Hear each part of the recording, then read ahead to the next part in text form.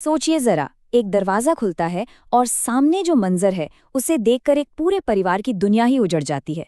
उनकी 20 साल की बेटी रुखसार बिस्तर से कोई 3 फीट ऊपर हवा में तैर रही है।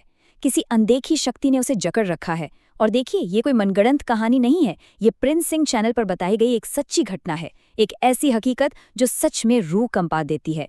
उसके होंठ एकदम काले पड़ चुके थे।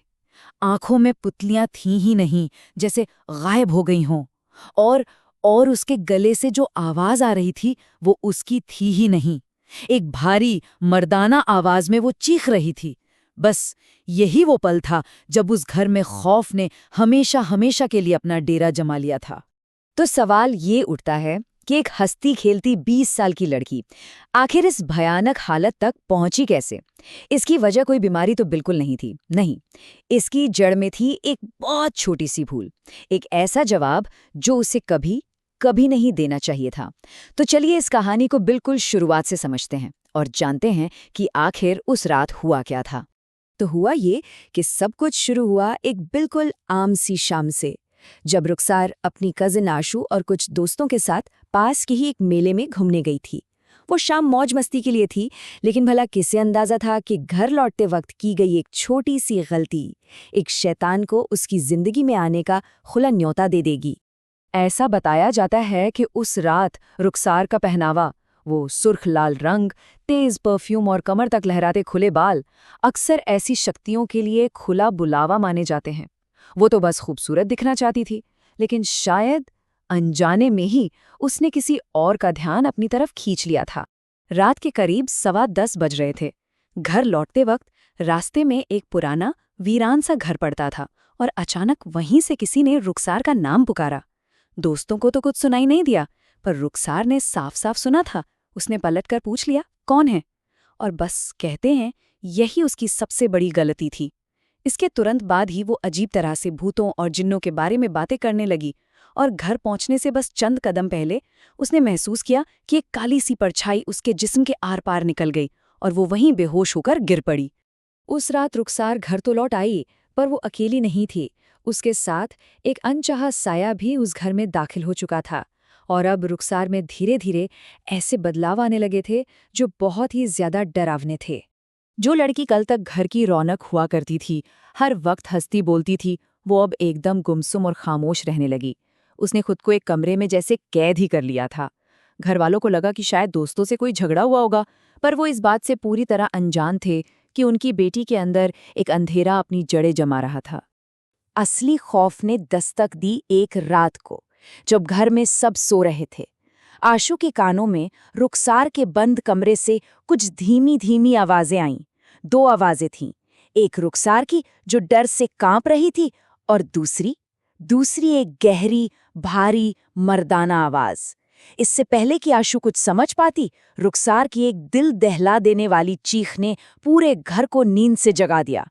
और बस यही वो पल था जिसकी बात हमने एकदम शुरू में की थी। परिवार ने घबराकर दरवाजा तोड़ा तो अंदर का मंजर किसी के भी रोंगटे खड़े करने के लिए काफी था। रुखसार बिस्तर से 3 फीट ऊपर हवा में थी, चेहरा एकदम सफेद, होंठ काले, और सबसे अजीब बात ये कि उसने वही लाल स्कर्ट पहन रखी थी जो वो उस रात मेले में पहन कर गई थी।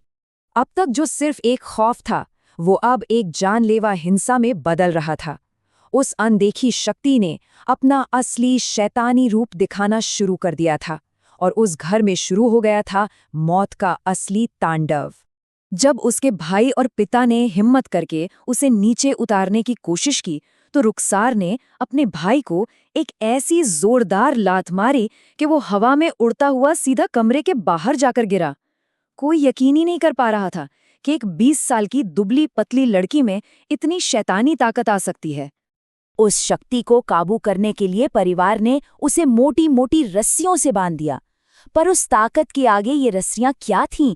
रुखसार ने एक झटके में सारी रस्सियां तोड़ दी, और फिर जो हुआ उसे देखकर किसी की भी रूह कांप जाएगी। रुखसार ने एक जिंदा चूहे को पकड़ा और अपने दांतों से उसे 2 टुकड़ों में चीर डाला। और ये वहशत अब सिर्फ रुखसार तक ही सीमित नहीं थी। नहीं, अब ये पूरे घर में फैल रही थी।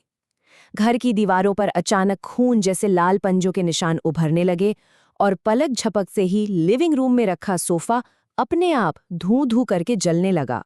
घबराए हुए परिवार ने एक स्थानीय बाबा को बुलाया, लेकिन जैसे ही उन्होंने अपना इलाज शुरू किया, उस शक्ति ने न जाने कहां से एक पत्थर लाकर सीधा बाबा के सिर पर दे मारा। बाबा लहूलुहान होकर बस ये कहते हुए भाग खड़े हुए कि ये चीज उनकी ताकत से बहुत बहुत बाहर है। जब सारे रास्ते बंद हो गए और हर तरफ से निराशा ही हाथ लगी, तब परिवार ने अपनी आखिरी उम्मीद लगाई एक बहुत बड़े और पहुंचे हुए तांत्रिक पर। अब जो होने वाला था वो उस शैतानी ताकत से आखिरी और सबसे भयानक जंग थी। तांत्रिक ने रुखसार को देखते ही पहचान लिया कि उस पर किसी आम भूत प्रेत का साया नहीं, बल्कि एक खबीज का कब्जा है।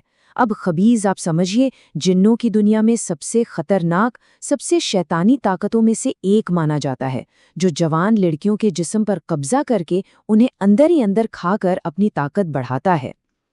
तांत्रिक ने साफ साफ कह दिया था, अगर इसे जल्द नहीं निकाला गया तो रुखसार की मौत पक्की है।